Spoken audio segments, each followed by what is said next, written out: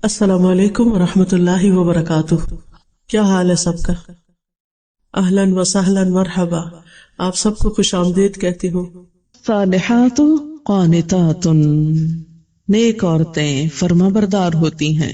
ایک حدیث میں آتا ہے کہ دو لوگوں کی نمازیں ان کے سروں سے اوپر نہیں جاتی، ادھر ہی رہتی ہیں ان کے پاس ہی، یعنی قبول نہیں ہوتی. مراد ہے ایک وہ عورت جو اپنے شوہر کی نافرمان ہو.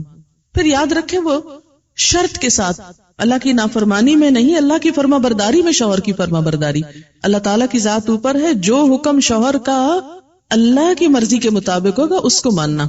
لیکن ایک بات اللہ کی مرضی کے مطابق ہے لیکن شوہر کی بات نہیں مانی جا رہی، تو ایسی عورت کی نماز اس کے سر سے اوپر نہیں جاتی.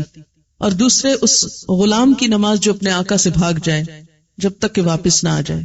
ایک اور حدیث میں آتا ہے عورت شوہر کے معاملے میں کسی دوسرے کی بات نہ مانے، کسی دوسرے کی، حتیٰ کہ پیرنٹس کی بھی. آپ کو پتا ہے کہ والدین کی اطاعت فرض ہے. اللہ تعالیٰ نے قرآن پاک میں کیا کہا؟ اللہ کی عبادت کرو اور ماں باپ کی بات مانو. لیکن جب ایک عورت کی شادی ہو جاتی ہے تو اب اس کے لیے اس کا اصل گھر کون سا ہے؟ شوہر کا گھر ہے. اور اب اس کے لیے والدین کی اطاعت سیکنڈری ہے، شوہر کی اطاعت نمبر 1 ہو گئی ہے. پہلے والدین اس کی کفالت کر رہے تھے، اب شوہر اس کی کفالت کر رہا ہے. اب ایک نیا گھر بن رہا ہے. اس کے ڈسپلن میں کیا ہے کہ بیوی شوہر کی بات مانے، نہ کہ میکے کی ڈکٹیشن لیتی رہے روز ٹیلی فون پر. آج کل جتنے کمیونیکیشن کے ذرائع بڑھ گئے اتنے ہی مسائل بڑھ گئے. اور اس کی ایک بنیادی وجہ کیا ہے کہ اچھے مشورے تو کم ہی ملتے ہیں. زیادہ تر ٹیلی فون بھی غیبت پروموٹ کرنے کا ذریعہ بن گئے کہ اس میں جو گفتگو ہوتی ہے، کبھی آپ کراس ٹاکنگ کسی کی سنیں، بعض اوقات نہیں دل بھی چاہ رہا تھا مگر سن رہے ہوتے تو آپ دیکھیں کہ لوگ جو عمومی طور پہ باتیں کر رہے ہوتے ہیں وہ کیا ہوتی، اس نے یہ کر دیا، اس نے وہ کر دیا، اس کا یہ. تو شادی کے بعد شوہر اور بیوی کو کیا چاہیے؟ باہم ایک دوسرے کو اعتماد ملے، اپنے مسئلے مسائل باہم حل کریں. خصوصاً پیرنٹس تک معاملہ کم سے کم جائے، نہ ہی جائے تو اچھا ہے، کیونکہ بہت جذباتی ہوتے ہیں نا ماں باپ بچوں کی محبت میں. اور بچیوں سے تو خاص طور پہ بہت پیار ہوتا ہے، اتنے لاڈ سے پالا ہوتا ہے. جب وہ دیکھتے ہیں کہ بچی اگلے گھر میں خوش نہیں تو ان کی ساری خوشیوں پہ پانی پھر جاتا ہے. حالانکہ بات کیا ہوتی ہے، چھوٹی سی کسی بات پہ عورتیں جذباتی ہوتی، ذرا سے شوہر سے انبن ہو گئی، جھٹ شکایت لگا دی ماں باپ کو.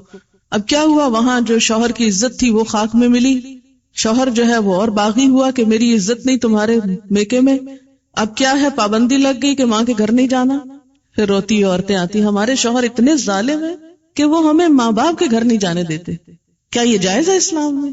بظاہر تو واقعی ناجائز ہے، لیکن کبھی آپ کھولتے جائیں کتاب تو پتہ چلے گا کہ اصل سبب کیا تھا کہ ماں باپ سے ملنا روکا گیا.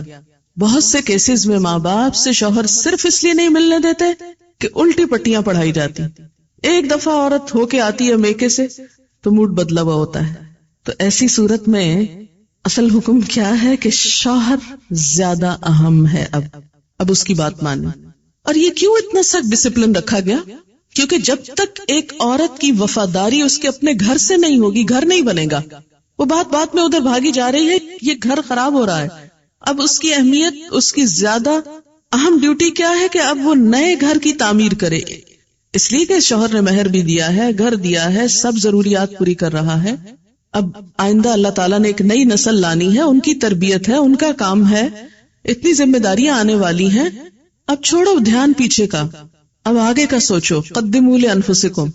تو اس لیے اور اللہ سے بڑھ کر ہمارے لیے مہربان، ہمارے لیے محبت کرنے والا، 70 ماؤں سے بڑھ کے پیار کرنے والا اور کون ہو سکتا ہے؟ یہ مشورے وہ ہم کو دے رہا ہے، یہ رہنمائی وہ ہمیں دے رہا ہے، جو بظاہر ہمیں کڑوی نظر آتی ہے لیکن اسی کڑوی گولی میں شفا ہے.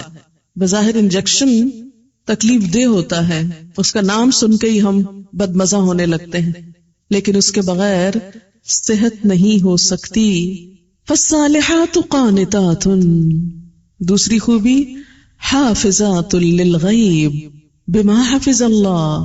حافظات، حافظتن کی جمع. حافظ حفاظت کرنے والا، حافظہ حفاظت کرنے والی. یہ قرآن کے حافظ بھی نا کہ قرآن کی حفاظت کر دی انہوں نے. حفظ اسی لیے کیا جاتا ہے نا کہ اگر کتاب ختم بھی ہو جائے کبھی تو سینوں میں موجود ہو حفاظت کے لیے. تو حافظات حفاظت کرنے والیاں ہیں. کس چیز کی حفاظت کرنے والیاں ہیں؟ للغیبی، غیب کے لیے، یعنی غائبانہ طور پر غیب میں، لام بمانا فی ہے، یعنی شوہر کی غیر موجودگی میں، شوہر کی عدم موجودگی میں حفاظت کرنے والی ہیں۔ سب سے پہلے اپنی عزت کی، اپنی جان کی، اپنی شرم و حیا کی۔ یہ نہیں کہ ایک عورت دیکھے شوہر گھر پہ نہیں تو وہ غلط کام شروع کر دے، یا شوہر دیکھ نہیں رہا تو دوسرے مردوں سے غلط تعلق قائم کر لے۔ نہیں، اچھی بیوی کی خوبیوں میں کیا تھا کہ وہ اپنی عزت و آبرو کی حفاظت کرے، یعنی شوہر کہیں چلا جائے تو اس کے پیچھے اپنی عزت و آبرو کی حفاظت کرے۔ حافظات، تو سب سے پہلے اپنی عزت و آبرو، شرم و حیا کی حفاظت، کہ کوئی دوسرا مرد اس کی زندگی میں نہ آئے، نہ اس کے خیالوں میں، نہ اس کے خوابوں میں، نہ اس کی اور کسی چیز میں، سب آؤٹ۔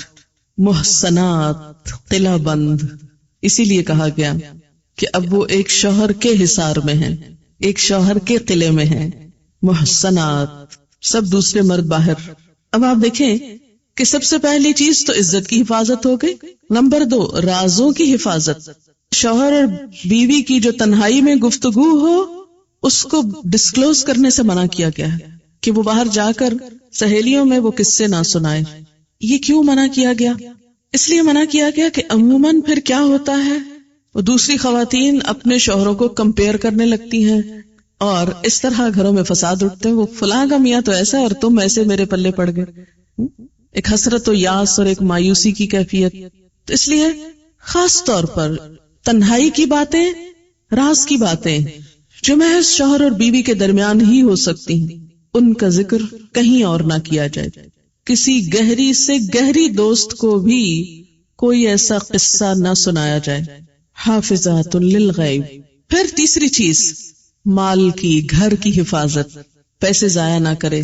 یہ نہیں کہ شوہر کے گھر، شوہر کے مال اور شوہر کی تنخواہ اور شوہر کی پراپرٹی میں سے چھپ چھپا کے میکے والوں کو مت بھیجتی رہے۔ بہت سے فساد اس وجہ سے ہوتے ہیں کہ سسرال کو دینے کے لیے تو نمبر 2 مال ہوتا ہے، اور میکے کو بھجوانے کے لیے پسندیدہ چیز۔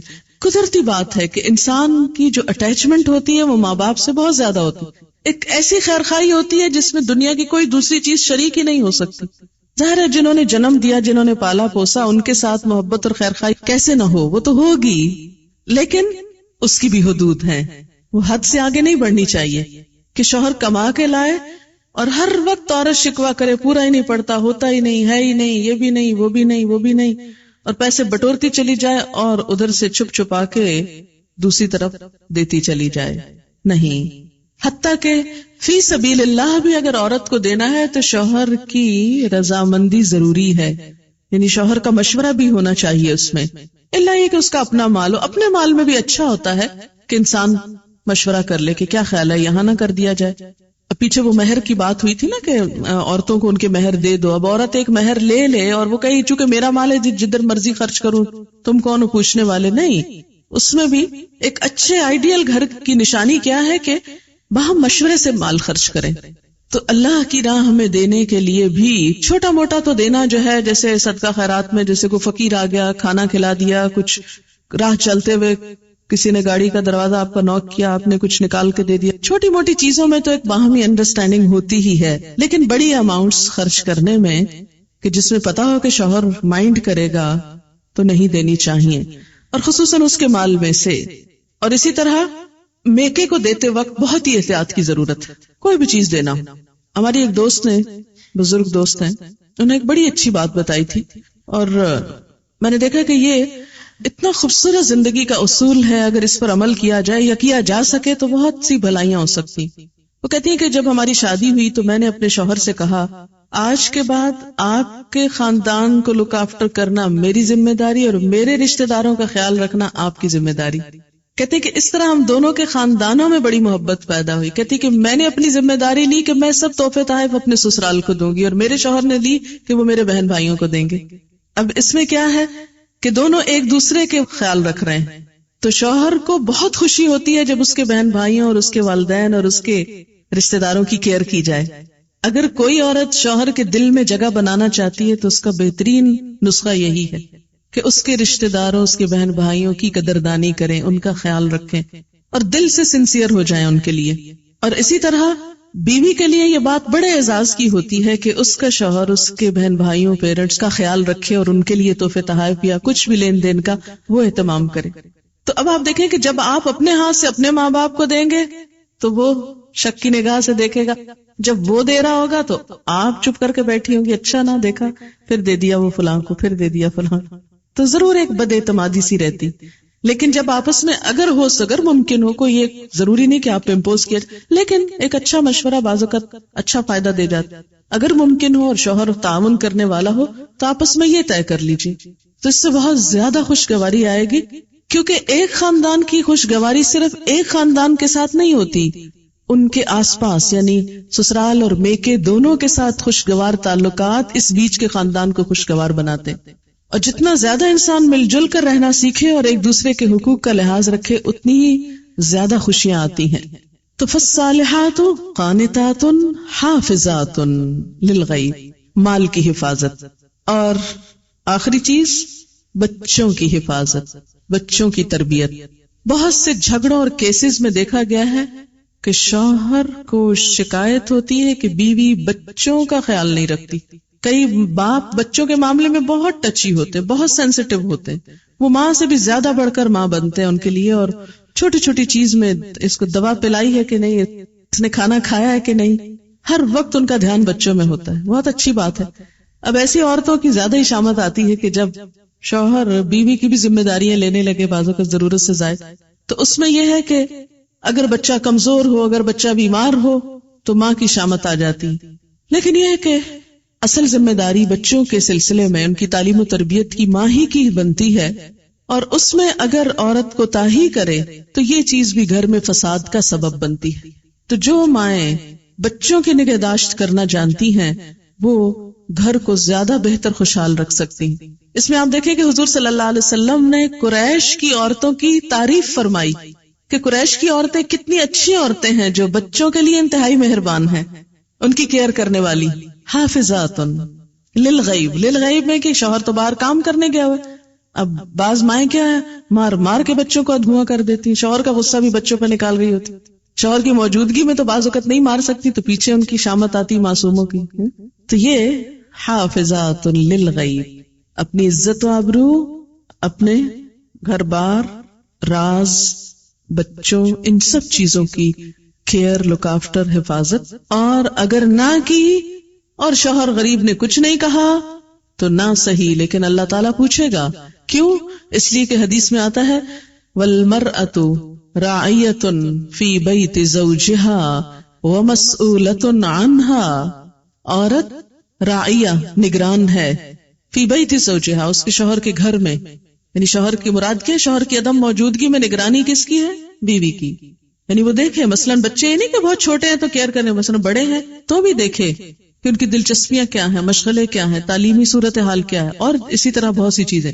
اور پھر راعیۃ فی بیت زوجہا ومسئولۃ عنہا، اور اس سے اس کے بارے میں پوچھا جائے گا. یعنی قیامت کے دن عورت سے ان چیزوں کی نگہداشت کے بارے میں سوال کیا جائے گا. اچھا، عورت کو یہ حفاظت کیوں سونپی گئی؟ عورت کی خوبی حافظات کیوں بنائی گئی؟ بما حفظ اللہ، بوجہ اس کے جو حفاظت کی اللہ نے. کس چیز کی؟ ان کے حقوق کی. اللہ نے ان کے حقوق کو پروٹیکٹ کیا، مرد کو ذمہ دار بنایا، لہذا ان کو بھی اپنی ذمہ داری پوری کرنی چاہیے. اس طرح حقوق اور فرائض کا ایک خوبصورت بیلنس، دونوں اپنے اپنے مدار میں گھوم رہے ہیں. سورج دن کو چمک رہا ہے، چاند رات کو چمک رہا ہے. ایک وقت میں گھر کے لیے مرد کی ضرورت ہے، ایک وقت میں عورت کی ضرورت ہے. دونوں کا اپنا اپنا رول ہے، اپنی اپنی ذمہ داری ہے. خوشحالی اور روحانی مسرت اسی وقت آتی ہے جب دونوں اپنی اپنی ذمہ داری پوری کریں. اور ذمہ داری پوری کرانے کے لیے صرف قانون کافی نہیں ہوا کرتا. اب جیسے کہ مغرب میں عورت نے اسٹیٹ کو قوام بنانا چاہا کہ اسٹیٹ ان کے لیے قانون بنائے. اب دیکھیں قانون بنا کر آپ جبرن قہرن کسی آدمی کو کتنا پابند کر سکتے ہیں کہ تم ضرور بیوی کے حقوق دو، اور پولیس مین جائے گا اور پیچھے سے شوہر جو چاہے گا پھر کرے گا. تو پولیس تو نہیں کنٹرول کر سکتی معاملہ. قانون تو نہیں کر سکتا. قانون کسی حد تک فائدہ دے سکتا ہے، لیکن اصل چیز اللہ کا تقوی ہے. جب تک معاشرے کے اندر خدا کا خوف نہیں آتا، نہ ایک عورت وفادار ہو سکتی ہے اور نہ ایک شوہر ذمہ دار ہو سکتا ہے. واللاتی، اور وہ عورتیں، تخافون، تم ڈرتے ہو، نشوزہن، ان کی سرکشی سے. نشوز کا لفظی معنی ہوتا ہے بلندی، اٹھان، ابھار، ارتفاع. خصوصاً جب کسی چیز میں یہ اٹھان ہیجان کا نتیجہ ہو، ہیجان، غصے، غضب. وہ عورتیں تم ڈرتے ہو ان کے اٹھان سے، ان کی سرکشی سے، ان کی بلندی سے. یعنی بلندی سے مراد یہاں کیا ہے کہ وہ شوہر کو یا اپنے سے حقیر سمجھتی ہے یا اپنے برابر کا سمجھتی ہے. ہمارے ہاں یہ جو ایکویلٹی کی بات آئی نا، اور ایکویلٹی کا تصور آیا، اس نے گھروں کو بہت نقصان دیا کہ جب حقیقت میں وہ ایکول تھی نہیں. کیونکہ ایکول تو ہوتا ہے انسان اپنی ہی کلاس میں. اب آپ کہیں کہ بلی اور چوہا جو ہے وہ ایکول ہوں تو وہ کیسے ہوں؟ وہ بلی الگ چیز ہے، چوہا الگ چیز ہے، وہ اپنی اپنی کلاس ہے. اب اس کے اندر تو آپ ایکویلٹی ڈھونڈیں، اور دو چیزوں کو آپ کہاں سے ایکول قرار دے رہے ہیں؟ مرد مرد ہے، عورت عورت ہے. اس کی تو جو کیمسٹری ہے جسم کی وہی مختلف ہے، اس کے تو ٹشوز اور سیلز کی ساخت مختلف ہے. آپ کس کس چیز کو ایکول کریں گے؟ ہو سکتا ہی نہیں، کیونکہ دو مختلف چیزیں جو ہیں. لیکن معلوم نہیں کہاں سے ایکویلٹی کا درس شروع ہو گیا عورتوں اور مردوں کے درمیان، جو پاسبل نہیں تھا. یہ بالکل ایسے اگر آپ کہیں کہ یہ 5 انگلیاں ایکول ہونی چاہیے اور کھینچ تان کے سب کو ایک کر دیں، اور یہ تو نہیں ہو سکتا کہ چھوٹی کو لمبا کرے، یہ ضرور ہو سکتا لمبیوں کو کاٹ دیں. یہی ہوگا ایکول کرنے کا. اب آپ چاہیں آپ کے سب بچوں کے قد برابر ہو جائیں، اور اگر نہیں ہے کچھ کی گردنیں اڑا دیں. ایسی ایکویلٹی سے حاصل کیا ہوگا؟ ضرورت کیا اس ایکویلٹی کی؟ تو کسی عورت کا اپنے شوہر کو حقیر سمجھنا یا اس معنی میں ایکول سمجھنا کہ گھر کی کنگڈم میں وہ اپنے آپ کو بالکل برابری کے اس طرح درجے پر رکھے، وہ للرجال علیہن درجہ کو کنڈیم کرے اور شوہر کی کوئی بات چلنے نہ دے اور کہ ہر بات اور ہر حکم میرا چلے گا، تو یہ نشوز ہوتا ہے. نشوز کا مطلب ہے اٹھنا. وہ پیچھے جو فالصالحات و قانتات ہے نا، تو قانتات میں کیا ہے؟ عاجزی. اور نشوز کیا؟ اس کا اپوزٹ. تو وہ عورت کا جو رول ہے سبمسو ہونے کا، وہ چھوڑ کر وہ دوسرا رول ادا کرنے لگے. اچھا آپ دیکھیں کہ جب سے ہمارے معاشرے میں بہت ایجوکیشن کا رواج ہوا، اور خیر ایجوکیشن تو پہلے بھی تھی، لیکن ہمارے یہاں ایجوکیشن کا مفہوم بدل گیا ایجوکیٹڈ ہونے کا. ایسا نہیں تھا کہ ہماری نانیاں اور دادیاں صرف جاہل محض تھیں، وہ بھی ایجوکیٹڈ تھی لیکن کسی اور طریقے کی. اور گھرداری اور خاندانی معاملات میں وہ ہم سے زیادہ ایجوکیٹڈ تھی. اسی لیے انہوں نے جس طرح زندگیاں نبھائیں اور جتنی خوشگوار زندگیاں پیش کی، وہ ہماری ینگر جنریشن میں دور سے بھی نہیں ہے. اس میں بنیادی خوبی کیا تھی کہ عورت نے اپنے آپ کو عورت سمجھا اور شوہر کو مرد سمجھتے ہوئے اسے مرد کا درجہ دیا، اور قوام ہوتے ہوئے شوہر نے اپنی ذمہ داری پوری کی اور عورت نے اس کے مقابلے میں اپنی ذمہ داری پوری کی. لہٰذا ایک گھر گھر رہا. اسی لیے ان کے اندر وہ طلاقوں کا ریشو نہیں ہے جو اب نئی جدت کے ساتھ آ رہا ہے. اب آپ دیکھیں کہ جب یہ کیفیت آئی نئی تعلیم کی، تو اس میں کچھ اسباب کیا تھے. جیسے آپ دیکھیں ہمارے ہاں پرائمری لیول سے ہی ایجوکیشن میں کیا ہے؟ کو ایجوکیشن ہے، ایکولی ٹریٹ کیا جاتا ہے، ساتھ پڑھا جاتا ہے، یونیورسٹی لیول تک ساتھ جاتے ہیں. تو اس میں وہ جو پھر اس کے بعد اگر شادی ہوتی ہے تو وہ جو ایک شوہر کو شوہر کا مقام دینے کی بات ہے، وہ للرجال علیہن درجہ، وہ گھر کی اسٹیٹ میں ان کو ہیڈ ماننے کی، وہ ماننا انتہائی مشکل ہو جاتا ہے. اس کا تصور ہی ختم ہو جاتا ہے. لہٰذا اب شوہر یعنی بیوی تو اس تک نہیں پہنچی، لیکن شوہر کو نیچے لایا گیا. اب جب نیچے لایا گیا اس کو، اور اس کو اگر کمتر نہیں تو برابر کا اس طرح سمجھا گیا کہ اس کو ایسے نام سے پکارا جاتا ہے جیسے بعض اوقات بچوں کو پکارا جا رہا ہوتا ہے، تم تو کہہ کے، اور بتایا کیا جا رہا ہے کہ ایکویلٹی ہے. اس لیے وہ بلانے میں بھی عزت نہیں رہی.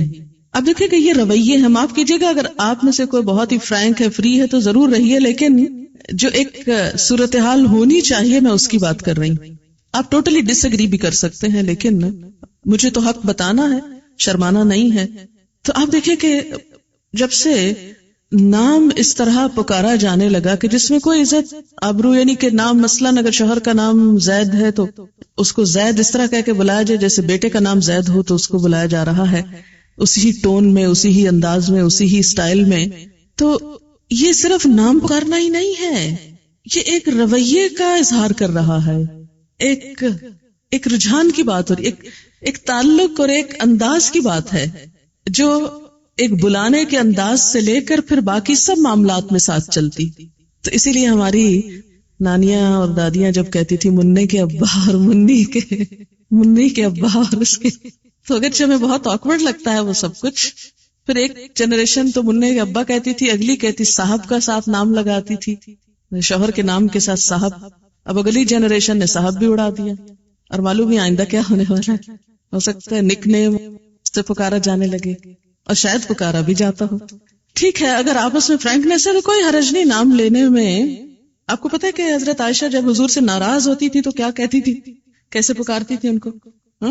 صحیح حدیث کے الفاظ مجھے یاد نہیں.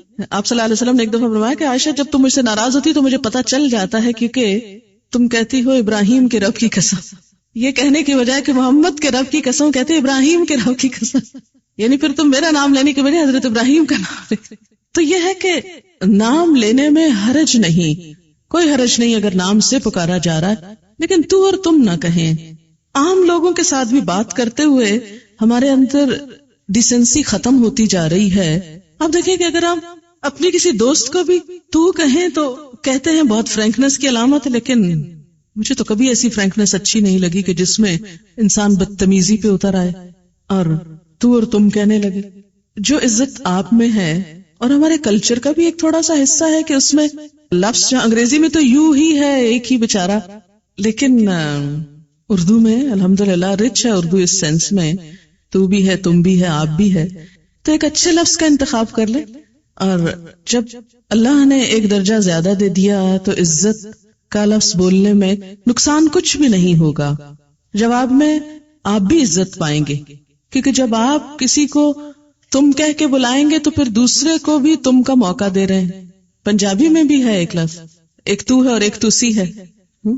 تو اس میں یہ ہے کہ یہ چیز بظاہر یوں لگ رہا ہے، یا ہو سکتا ہے آپ کو بہت ناگوار لگ رہی ہو اور آپ سوچ رہے ہو کہ ہمیں بیکورڈ بنایا جا رہا ہے، لیکن مجھے کبھی ایسے ماڈرن بننے میں کوئی خوبصورتی نظر نہیں آتی کہ جس میں گستاخی شامل ہو جائے. گستاخ ہونا ہی کیا ماڈرن ہونا ہے؟ کیا بدتمیزی کرنا ہی کانفیڈنس کا نام ہے؟ آپ کو پتا ہے کہ قرآن میں کیا آتا ہے؟ وَيْلٌ لِكُلِّ ہُمَزَةٍ لُمَزَةٍ، ہلاکت ہے، تباہی ہے، بربادی ہے ہر اس شخص کے لیے جو منہ در منہ تانے دیتا ہے اور پیٹھ پیچھے عیب جوئی کرتا ہے. اللہ نے اس کے لیے ہلاکت بتائی، اور ہم منہ در منہ لوگوں کو تانا دینے میں کوئی جھجک ہی محسوس نہیں کرتے، بلکہ ہمارے بچے بدتمیزی کریں تو ہم کہتے کتنے کانفیڈنٹ ہو گئے ہیں. بڑوں کو ایسے جواب دیتے ہیں، ٹکا کے چپ کرا دیتے ہیں، اور اس کو ہم بچوں کو انکریج کرتے ہیں، ایک بدتمیزی کے بعد ایک پر اور کرو شے دیتے ہیں. کیا انٹیلیجنس صرف بدتمیزی کے اندر ہے، گستاخی کے اندر ہے؟ نہیں. آپ صلی اللہ علیہ وسلم تو اس لیے آئے کہ اچھے اخلاق کی تکمیل ہو جائے، خوبصورت اخلاق. میں تو سمجھتی ہوں کہ نہ صرف یہ کہ شوہر، بچوں کو بھی اگر ہم عزت، احترام اور ادب سے بات کریں، جو خاص طور پر مجھے اردو سپیکنگ یہ کہنا تو نہیں چاہیے کلاسیفیکیشن، لیکن کچھ چیزیں سمجھانے کے لیے لتعارف ہو کی بات جیسے قرآن میں آتی کہ جیسے چھوٹے بچے کے لیے بھی سو رہے ہیں، کر رہے ہیں، اتنا اچھا لگتا ہے یہ جب کوئی بولتا ہے. اگر ہمیں عادت نہیں ہوئی اور اب تک عادت نہیں ہے تو بہت مشکل ہے اس کو ہم پلٹیں، لیکن ہمیشہ سے مجھے بہت اچھا لگتا ہے جب بچے کے لیے بھی کوئی کہتا ہے کہ بچے کو یہ سو رہے ہیں. ایک ادب کی بات ہے، کہ احترام کی بات ہے. تو اس کو جب ہم نے کنورٹ کر لیا تو ہم نے کہا ہم تو آزاد ہو گئے. کیا آزادی کا یہی مفہوم ہے کہ ادب احترام سے بھی آزاد ہو جائے انسان، اچھے اخلاق سے بھی آزاد ہو جائے؟ تو نشوز کیا ہے؟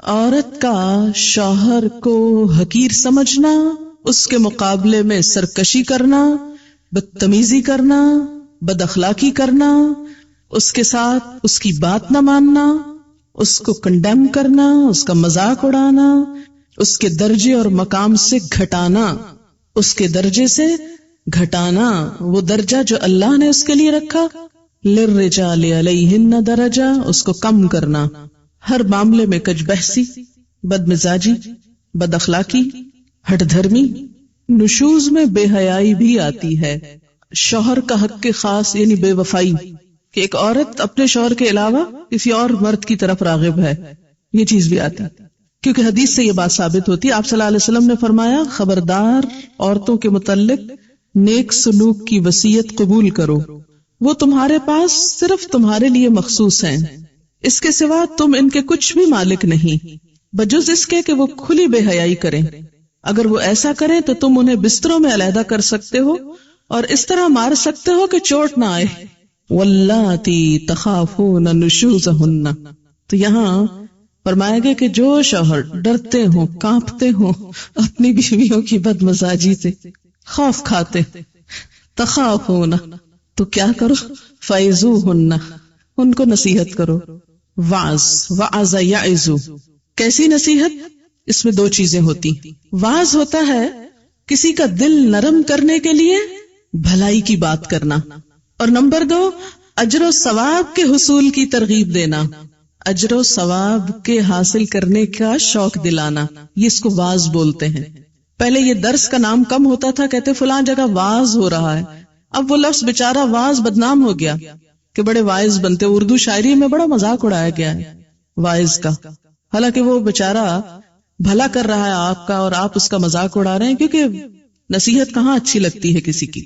تو واعظ عربی زبان کے لفظ میں دو چیزیں، کسی کا دل نرم کرنے کے لیے اس سے بھلی بات کرنا، اور نمبر 2 اجر اور ثواب کے حصول کی ترغیب دینا۔ تو شوہر کو کیا حکم دیا گیا کہ جو بیوی تمہارے ساتھ بدتمیزی کرتی ہے، بد کلامی کرتی ہے، سرکشی کرتی ہے، تو جواباً تم نہیں کرو، سب سے پہلا کیا کرو، ان کو نصیحت کرو، ان کو بھلی بات کرو، تم نرمی سے معاملہ کرو۔ جیسے کہ ایک اور جگہ پر آیا نا کہ اگر تمہارے اور ان کے درمیان عداوت بھی ہے، یعنی اگر ان من ازواجکم و اولادکم عدوا لکم، دشمن بھی ہیں وہ تمہارے، فاحذروہم، تو ان سے محتاط رہو، لیکن وان تعفوا وتصفحوا وتغفروا، 3 لفظ اوپر تلے، ان تعفوا معاف کر دو، تصفحوا درگزر کرو، تغفروا بخش دو، قصور جانے دو، فإن اللہ غفور رحیم۔ تو شوہروں کو کیا تلقین ہے اللہ کی طرف سے کہ بیوی کی طرف سے عداوت بھی ہو، دشمنی تک آ جائے، یعنی سرکشی اپنی آخری حد کو پہنچ جائے کہ صرف بد کلامی نہیں، کسی اور کے ساتھ مل کر عداوت تک بات آ گئی، تو تم نے جواباً کیا کرنا ہے، معاف کرنا ہے، فعظوہن، نصیحت کرنا ہے، ان کا دل نرم کرنے والی بات کرنی ہے، یعنی ان کی ایک طرح سے اخلاقی تربیت کرنا ہے، ان کو آخرت کا احساس دلانا ہے۔ اس لیے میں سمجھتی ہوں کہ وہ شوہر جو اللہ تعالیٰ کی اس آیت پر عمل کرتے ہیں، یا ایھا الذین آمنوا قوا انفسکم واہلیکم نارا، اے لوگو جو ایمان لائے ہو، بچاؤ اپنے آپ کو اور اپنے بال بچوں کو آگ سے، تو اس کے لیے وہ جو دینی تعلیم کا انتظام کیے رکھتے ہیں مستقل بنیادوں پر گھر میں، تو پھر ان کو ایسی صورتحال کم ہی دیکھنا پڑتی ہے کہ بیوی ان کے سامنے بد اخلاق ہو یا بد مزاج ہو، کیونکہ ہر روز اگر چھوٹی سی بات آپ دیکھیں کہ گھر والوں کے ساتھ مل کر ہم تفریح کرتے ہیں، کھانا کھاتے ہیں، ٹیلی ویژن دیکھ رہے ہیں اور بہت کچھ کر رہے ہیں، تو کیا گھر والوں کے ساتھ مل کر ایک چھوٹی سی گیدرنگ، چاہے روز نہ بھی ہو، ہفتے میں 1-2 دن ہو، کیا کچھ اچھی باتوں پہ نہیں ہو سکتی؟ کوئی اچھا موضوع گفتگو کا نہیں ہو سکتا کہ جس میں کوئی دلوں کو نرم کرنے والی بات بھی ہو، اخلاقی تربیت بھی ہو؟ نبی صلی اللہ علیہ وسلم نے اس کا خاص اہتمام فرمایا۔ آپ کو معلوم ہے کہ ہر روز عصر کے بعد ازواج مطہرات کی تعلیم کا وقت ہوتا تھا۔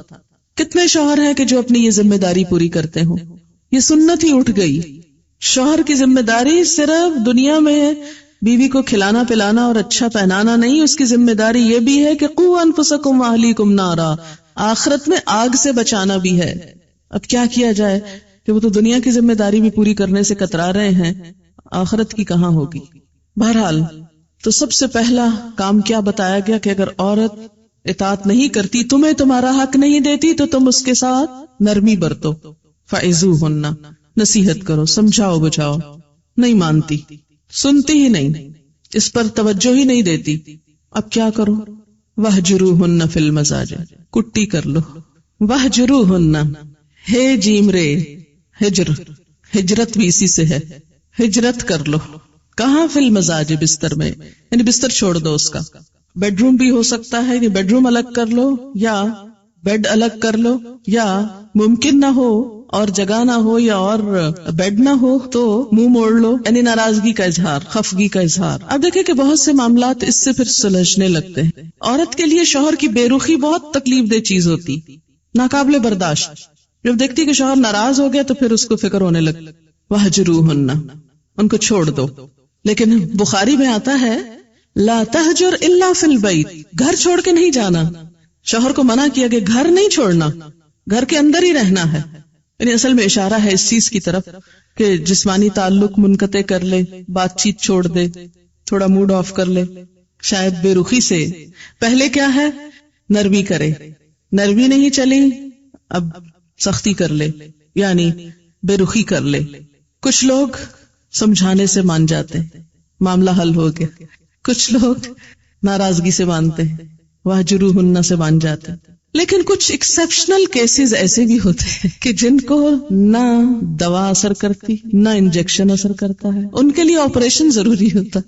کچھ بیماریوں کا علاج آپریشن کے بغیر نہیں ہوتا، کوئی چارہ نہیں، اوپن ہارٹ سرجری ضروری. اب اس کے لیے کیا ہے، وَاضْرِبُوهُنَّ. اس ایک لفظ سے اتنا بھڑکتی ہیں عورتیں. دیکھ اللہ نے تو ہمیں کوئی عزت ہی نہیں دی، لکھا مارو ان کو. اب اگر آپ ساری آیت چھوڑ کے صرف مارو والی پکڑ لیں تو یہ زیادتی والی بات ہوگی نا. یہ نہیں دیکھا کہ کب مارو، کیوں مارو، یا کتنا مارو، یا کس کو مارو. کیا اللہ کے رسول صلی اللہ علیہ وسلم نے کبھی کسی کو مارا؟ کبھی زندگی میں کسی عورت پہ ہاتھ نہیں اٹھایا، ایک مثال نہیں. ورنہ اگر یہ اتنا ضروری ہوتا تو آپ خود مار کے دکھاتے، لیکن آپ کی سنت میں ایسی کوئی چیز نہیں ملتی. آپ دیکھیں کہ کچھ بیماریاں ایسی ہوتی ہیں کہ جس میں الیکٹرک شاکس لگائے جاتے ہیں نا، تو یہ ایک طرح سے شوق لگانے والی بات. اور مارنے سے مراد یہ نہیں کہا گیا کہ مار کے ہڈی پسلی توڑ دو. دو چیزیں شرائط ہیں ساتھ. منہ پہ نہیں مار سکتے. نمبر 2، ایسی مار نہیں مار سکتے کہ نشان چھوڑے، یعنی مارنے میں کوئی مار غیر مبرح کا لفظ آتا ہے، ایسی مار نہیں کہ جس میں ان کے جسم پر کوئی نشان آئے. ابن عباس نے اس کی تفسیر کی ہے کہ جیسے مسواک، ٹوتھ برش، ایک پین. اور بعض علماء نے یہ کہا کہ صرف یوں اشارہ، کیونکہ یہ کہا گیا نا ایسی مار نہ مارو کہ چوٹ آئے. یہ حدیث وضاحت کر رہی ہے کہ چوٹ نہ آنے دینا. تو پھر اگر چوٹ نہ آئے تو وہ کون سی مار ہے جس میں چوٹ نہ آئے؟ چوٹ تو آئے گی، لگے گی تو چوٹ آئے گی. تو اس پہ انہوں نے اس کی وضاحت کیا کی، اس طرح، یعنی جیسے ڈنڈا دکھانے والی بات ہوتی ہے نا، غصے کی انتہا، یعنی مارنے کی بجائے دکھانا. اور ابن عباس نے کہا کہ صرف جیسے مسواک جیسی چیز کو، یعنی جیسے کسی کو جھنجھوڑنے کے لیے، کیونکہ کسی بھی سخت چیز کو دیکھ کر عورت ایک دم جھٹکا لگتا ہے اس کو، اچھا اب ہاتھ اٹھے گا، مار نہیں کھا سکتی. اور پھر اس میں آپ دیکھیں کہ یہ ایک نفسیاتی طور پر ایک اصلاح کا وہ رکھا گیا. اور پھر ایک اور چیز آپ دیکھیں کہ ایک مرد جو اتنا مظلوم ہو، آخر اس کا کتھارسس بھی تو ہونا تھا نا.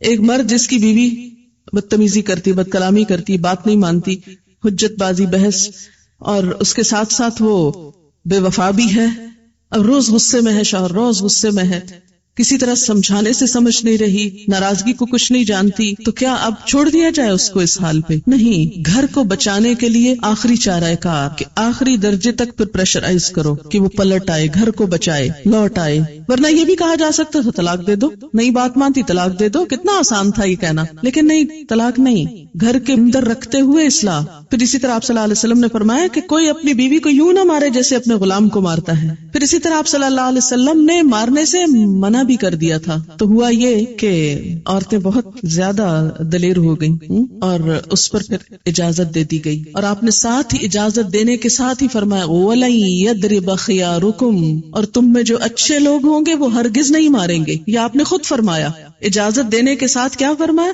وَلَن يَضْرِبَ خِيَارُكُمْ. ایک اور چیز کہ ابتداء میں جب سب سے پہلے یہ مسئلہ پیش آیا، سعد بن ربی نے اپنی بیوی کو جنگل میں، یعنی باہر کہیں، ایک تھپڑ مار دیا. کوئی بات ہوئی ہوگی، خاتون اپنے باپ کے پاس آ گئی، باپ بیٹی کو لے کے حضور صلی اللہ علیہ وسلم کے پاس شکایت لے کے آ گئے کہ آپ کے ایک صحابی نے میری بیٹی کو تھپڑ مارا ہے. آپ نے فرمایا وَلْتَقْتَسْ مِنْهُ، چاہو تم بھی بدلہ لے لو، تم بھی مار لو. کیونکہ آپ صلی اللہ علیہ وسلم بہت انصاف پسند تھے. آپ نے کہا جاؤ بدلہ لے لو، تم بھی مار لو. وہ چلی گئی کہ وہی آ گئی کہ نہیں، عورت نہیں مارے گی. آپ صلی اللہ علیہ وسلم نے فرمایا अरदना अमरन व अराद अल्लाह अमरन वल्लजी अराद अल्लाह खैर। हमने एक चीज चाही थी और अल्लाह ने कुछ और चाहा, और जो अल्लाह ने चाहा वही ज्यादा बेहतर है। उसको क्यों बेहतर कहा गया? इसलिए कि अगर औरत मारेगी तो मर्द को भड़का के ज्यादा मार खाएगी। अब देखें ना, जब दो बच्चे लड़ते हैं तो जो उसमें ताकतवर बच्चा होता है वो दूसरे को पीस डालता है। अब एक नर्मो नाजुक औरत को अगर इस्लाम कहता हाँ मारो अपने शौहर को, तो क्या होता? हल्का सा हाथ मारती शौहर को औरत और अपना ही हाथ दुखा बैठती और सूज जाता और शौहर को भड़का के चंद मारे और भी खाती। अब देखिए शौहर ताकतवर है, इसमें औरत का हाथ रोक के औरत को बचाया गया कि तुम उसको प्रोवोक नहीं करो, तुम प्रोवोक करोगी वो और मारेगा, तो उसमें पिसेगा कौन? औरत पिसेगी। वरना ये नहीं कि नौजुबिल्लाह औरत के साथ डिस्क्रिमिनेशन की गई और औरत को कहा नहीं नहीं वो तो बेशक मारता रहे, तुम नहीं मार सकती क्योंकि तुम औरत हो। उसको भी मारने की लिमिट्स बता दी गई, और वो दरअसल एक तरह से झटका देना मकसूद है, ना कि औरत को पीट पीट के घर से निकाल देना।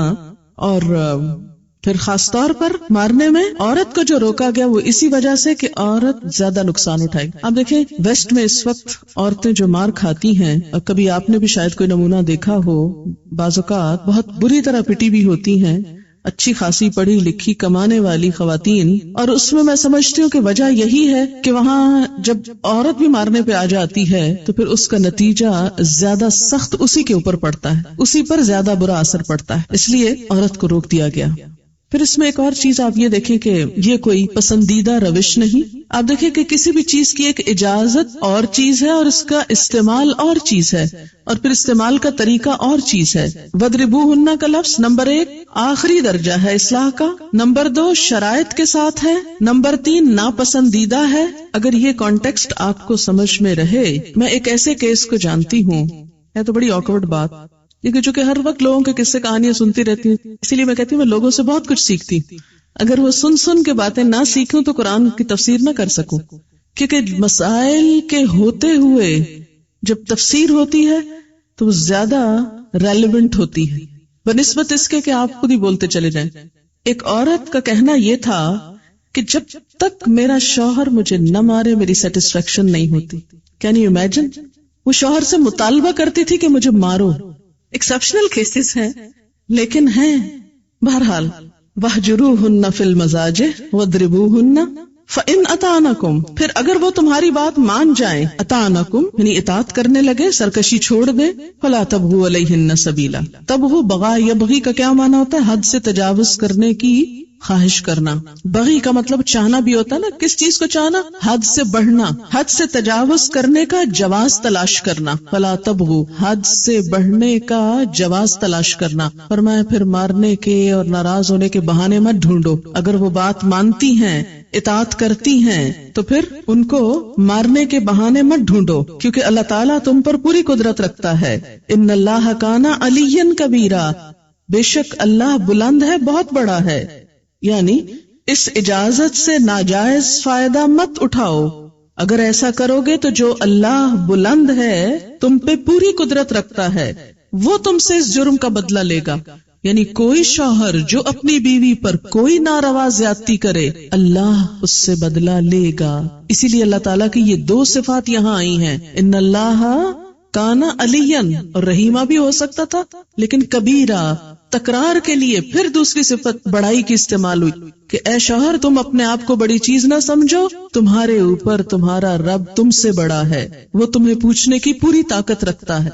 और यूं मर्द के उस वहशियाना पन को जो औरत के साथ हो सकता है उसे पूरी तरह कंट्रोल कर लिया गया। व इन खिफ्तुम, चौथा तरीका, 3 पहले हो गए ना, चौथा तरीका, और अगर तुमको डर हो, शिकाक बैनहिमा, इन दोनों के दरमियान इख्तिलाफ का, दुश्मनी का। दोनों से मुराद मियाँ बीवी, यानी शौहर और बीवी आपस में सख्त इख्तिलाफ में है। शिकाक शीन काफ काफ शिक से है, शाक गुजरने वाली चीज, ऐसा इख्तिलाफ जो सुलझाया न जा सके, यानी शौहर और बीवी आपस में समझौता न कर पाए। व इन खिफ्तुम शिकाका, अगर ऐसी खटपट हो गई कि जो बाहम अब उनसे सुलझ नहीं रही, तो फिर भी ये नहीं कहा कि फौरन तलाक दे दो, नहीं, क्या करो, अब दोनों के खानदान इंटरफेयर करेंगे। फबअसू, तो मुकर्रर करो, भेजो, हकमन, एक हकम। हकम और हाकिम में फर्क होता है। हाकिम عدالت میں ہوتا ہے، اور حکم خصوصی فیصلہ کرنے والا جو گھر کا بھی ہو سکتا ہے، کسی پنچایت کا بھی ہو سکتا ہے. تو مقرر کرو ایک فیصلہ کرنے والا من اہلہ، اس مرد کے گھر والوں میں سے، وحکمن، اور ایک فیصلہ کرنے والا من اہلہا، اس عورت کے گھر والوں میں سے. ان یریدا اصلاحا، اگر وہ دونوں ارادہ رکھتے ہو اصلاح کا. دونوں کون؟ دونوں میاں بیوی بھی ہو سکتے ہیں اور دونوں حکم بھی ہو سکتے ہیں. بعض اوقات کیا ہوتا ہے، لڑکی والے لڑکی کی سائڈ لے رہے ہیں، لڑکے والے لڑکے کی لے رہے ہیں، پھر وہی جھگڑا ہے، کوئی اصلاح نہیں ہو رہی. تو اگر دونوں حکموں کی یا دونوں میاں بیوی کی نیت ہے اصلاح کی، یوفق اللہ بینہما، اللہ ان دونوں میں موافقت پیدا کر دے گا، اللہ تعالیٰ اصلاح کر دے گا، یعنی بگڑے ہوئے حالات سنور جائیں گے. اور یہ اس لیے بھی کہ جب بہت جھگڑے ہونے لگتا ہے نا، تو انسان کو خود سوچنے سمجھنے کی صلاحیت معوف ہو جاتی. اتنی تو میں اتنی تو تکرار ہوتی ہے کہ بعض اوقات انسان سک ہو جاتا ہے، تھک جاتا ہے، اور وہ سمجھتا ہے کہ نو وے، اب کوئی راستہ نہیں، بس اب مجھے چلے جانا چاہیے یہاں سے. لیکن ایسے موقع پر بھی اللہ تعالیٰ نے تنہا نہیں چھوڑا لڑنے والوں کو، ایک گھر کو ٹوٹنے سے بچا اور کہا اب دوسرے لوگ بیچ میں آئیں، وہ حالات سلجھائیں. اگر دونوں فریقین کی نیت ہے گھر بسانے کی تو اللہ یوفق اللہ بینہم، اللہ بھی توفیق دے دے گا. ان اللہ کان علیما خبیرا، بے شک اللہ علم والا بھی ہے، خبر والا بھی ہے. اس کو سب پتا ہے کون گھر بسانا چاہتا ہے اور کون صرف اجاڑنا چاہتا ہے، لہذا وہ اسی کے مطابق توفیق دیتا ہے، اسی کے مطابق راہیں آسان کرتا ہے. وآخر دعوانا ان الحمد للہ رب العالمین. سبحانک اللہم وبحمدک، نشہد ان لا الہ الا انت، نستغفرک ونتوب الیک. والسلام علیکم ورحمۃ اللہ وبرکاتہ.